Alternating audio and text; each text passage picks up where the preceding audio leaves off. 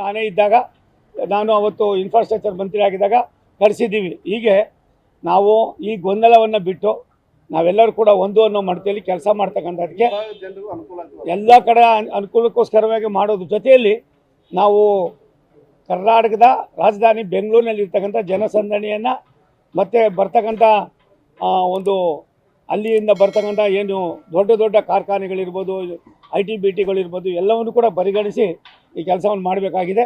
ದಯಮಾಡಿ ನಾನು ತಮ್ಮನ್ನು ಮನವಿ ಮಾಡ್ತೀನಿ.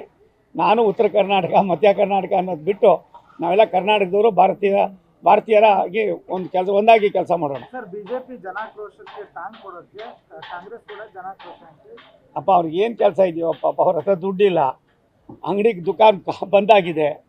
ಆ ಬಂದಾಗಿರೋ ದುಕಾನ್ನ ಯಾವ ರೀತಿ ಹೇಳ್ಕೊಳಕ್ಕಾಗ್ತದೆ? ಅವ್ರಿಗೆಲ್ಲ ಒಂದು ಕಡೆ ಗೊತ್ತುಗಳು ಇಲ್ದಿರ ಕೆಲವು ಪ್ರೋಗ್ರಾಮ್ಗಳನ್ನು ಕೊಟ್ಟು 2 ವರ್ಷದಲ್ಲಿ ಜನ ಬೀದಿಲಿ ಮಾತಾಡೋ ಜೊತೆಯಲ್ಲಿ ಸಾಮಾನ್ಯರಿಗೆ ಇರ್ತಕ್ಕಂಥ ಒಂದು ಸಣ್ಣ ನೋವನ್ನು ಕೂಡ ಹಂಚ್ಕೊಳ್ಳೋ ಪರಿಸ್ಥಿತಿಯಲ್ಲಿಲ್ಲ. ಬೇಸಿಗೆ ಕಾಲ ಬರ್ತಾ ಇದೆ, ಕುಡಿಯೋ ನೀರಿನ ಸಮಸ್ಯೆ ಏನು, ಜಾನುವಾರುಗಳಿಗೆ ಯಾವ ರೀತಿ ನಾವು ಇದು ಮಾಡಬೇಕು, ಸಣ್ಣ ಪುಟ್ಟ ಕಾಯಿಲೆಗಳು ಬರ್ತವೆ, ರೋಗಗಳು ಬರ್ತವೆ, ಅಂಟು ರೋಗಗಳು ಬರ್ತವೆ, ಇದ್ರ ಬಗ್ಗೆ ಚಿಂತನೆ ಏನು ಮಾಡಬೇಕು, ಮುಂದೆ ರೈತರಿಗೆ ಆಗ್ತಕ್ಕಂಥ ಆಘಾತವನ್ನು ತಪ್ಪಿಸೋದು ಹೇಗೆ, ಇಂಥದ್ರ ಬಗ್ಗೆ ಚಿಂತನೆ ಮಾಡೋಕ್ಕೆ ಅವ್ರ ಹತ್ರ ಬಿಟ್ಟು ಜನರನ್ನು ಡೈವರ್ಟ್ ಮಾಡೋದಕ್ಕೆ ನಮ್ಮ DK ಶಿವಕುಮಾರ್ ಮಾಸ್ಟರ್ ಅವರು, ಹಾಗಾಗಿ ಅವರು ಒಳ್ಳೆ ತೀರ್ಮಾನ ಮಾಡ್ತಾರೆ ಅನ್ನೋದಕ್ಕಿಂತ ಹೆಚ್ಚಾಗಿ ಇಂಥದ್ರ ಬಗ್ಗೆ ಅವ್ರಿಗೆ ನಾವೇನು ಹೇಳ್ಕೊಡ್ಬೇಕಾಗಿಲ್ಲ. ಅವೆಲ್ಲವರು ಕೂಡ ಅವ್ರದ್ದೇ ಆದಂಥ ಮೈಂಡನ್ನು ಇಟ್ಕೊಂಡು ಜನರನ್ನು ಮುಖ್ಯಮಂತ್ರಿಗಳ ಏನು ಇವತ್ತಿನ ಒಂದು ಕಾರ್ಯವೈಖರಿ ಇದೆ, ಈ ನಿಷ್ಕ್ರಿಯತೆಗೆ ಮತ್ತೊಂದು ಒಂದು ಉದಾಹರಣೆ ಅದಾಗಿರ್ತದೆ. ಸರ್, ಈಗ ಇದು ಪರ್ಸೆಂಟೇಜ್ ವಿಚಾರದಲ್ಲಿ ಮತ್ತು ಗುತ್ತಿಗೆದಾರರು ಬಿಜೆಪಿ ಟೈಮಲ್ಲೂ ಆರೋಪ ಮಾಡಿದ್ರು, ಈ ಕಾಂಗ್ರೆಸ್ ಸರ್ಕಾರದಲ್ಲೂ ಪರ್ಸೆಂಟೇಜ್ ಇದು ಜೋರಾಗಿ ಪರ್ಸೆಂಟೇಜ್ ಜಾಸ್ತಿ ಆಗಿದೆ ಅಂತ ಆರೋಪ ಮಾಡ್ತಾ ಇದ್ದಾರೆ. ನೋಡಿ, ಕಾನೂನು ಬಾಬಾ ಸಾಹೇಬ್ ಅಂಬೇಡ್ಕರ್ ಅವರು ಈ ದೇಶಕ್ಕೆ ಒಂದು ದೊಡ್ಡ ಸಂದೇಶವನ್ನು ಭಾರತೀಯರಿಗೆ ಕೊಟ್ಟೋಗಿದ್ದಾರೆ. ಅವರ ಭಾವನೆಯನ್ನು ನಾವು ಅರ್ಥ ಮಾಡಿಕೊಂಡು ಸುಪ್ರೀಂ ಕೋರ್ಟನ್ನು ಕೂಡ ಗಣನೆಗೆ ತೆಗೆದುಕೊಂಡು ನಾವು ಏನನ್ನ ಮಾಡಿದ್ರೆ ಯಾವ ರೀತಿ ಆಯ್ತದೆ ಅನ್ನೋದನ್ನು ಮಾಡುವಾಗ ಗೊಂದಲ ಸೃಷ್ಟಿ ಮಾಡ್ಕೊಳ್ಳೋದು ಸರಿಯಲ್ಲ. ಅವೆಲ್ಲವೂ ಕೂಡ ನಿವಾರಣೆ ಆಗ್ತಕ್ಕಂಥ ಸಂದರ್ಭ ಸನ್ನಿವೇಶ ಬರ್ತವೆ. ನೋಡಿ, ಒಂದು ನಿಮಿಷ, ಗುತ್ತಿಗೆದಾರರು ನಮಗೂ ಹಂಗೆ ಮಾಡಿದ್ರು, ನಮ್ಮನ್ನು ತೆಗೆದ್ರು, ಇವಾಗ ಅವ್ರನ್ನೂ ಮಾಡೋ ಅವ್ರನ್ನೂ ತೆಗಿತಾರೆ. ಏನಾಗಿದೆ? ಯಥಾರಾಧ ತಥಾ ಪ್ರಜೆ. ಯಾವುದು ಏನೂ ಇಲ್ದಿರ ಗಾಳಿ ಆಡೋದಿಲ್ಲ. ನಮ್ಮಲ್ಲಿ ಏನೋ ಇದೆ ಅಂತ ಅಂದ್ಬಿಟ್ಟು ಅದಕ್ಕೆ ಭಾರಿ ಮೇಲೆ ಕೊಟ್ಟರು ಕಾಂಗ್ರೆಸ್ ಅವರು. ಇವಾಗ ಪುಣ್ಯಾತ್ಮರು ಅವ್ರೇನು ಹೇಳ್ತಾರೆ ಅನ್ನೋದು ಅವರೇ ಅರ್ಥ ಮಾಡ್ಕೋಬೇಕು.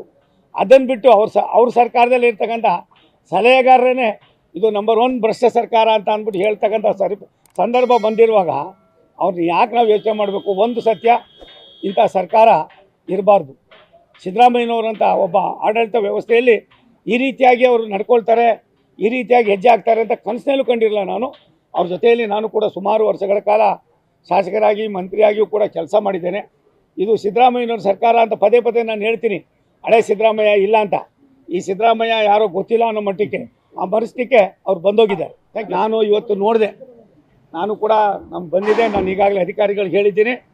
ಸ್ವತಃ ನಾನು ಕೂಡ ಎಲ್ಲೆಲ್ಲಿ ಸಾಧ್ಯನೋ ಹೋಗ್ತಾ ಇದ್ದೀನಿ. ಕೇವಲ ಇಲ್ಲೊಂದೇ ಕಡೆ ಅಲ್ಲ, ನಾನು ನಾರ್ತ್ ಈಸ್ಟರ್ನ್ ಸ್ಟೇಟ್ಗೆ ಪದೇ ಪದೇ ಹೋಗ್ತಾ ಇರ್ತೀನಿ. ಅಲ್ಲೂ ಕೂಡ ಹೋಗ್ತೀನಿ, ಟ್ರೈನಲ್ಲೂ ಪ್ರಯಾಣ ಮಾಡ್ತೀನಿ, ಇಲ್ಲೂ ಮಾಡ್ತೀನಿ. ನೀವು ಏನು ಮೆರುಗು ಕೊಡ್ತೀರಿ, ಬರೀ ಹೇಳ್ಕೊಂಡು ತೋರಿಸ್ತಾ ಇದ್ದೀರಿ. ಯಾವುದಾದ್ರು ಅದು ಅಥೆಂಟಿಕೇಟೆಡ್ ಅಂತ ನಾನು ಭಾರಿ ಊಟ ನೋಡಿದೆ, ಬೆಳಿಗ್ಗೆ ನಾನು ನೋಡಿದೆ ಅದನ್ನ. ಹಾಗಾಗಿ ಇದ್ದರೆ ಇಂಥದ್ದನ್ನ ಸ್ವಾಗತ ಮಾಡ್ತೀವಿ. ಅಂಥ ಅವ್ಯವಸ್ಥೆ ಇದ್ದರೆ ಅದು ಸರಿಪಡಿಸ್ತಕ್ಕಂಥದ್ದು ನಮ್ಮ ಕರ್ತವ್ಯ, ನಾವು ಮಾಡ್ತೀವಿ.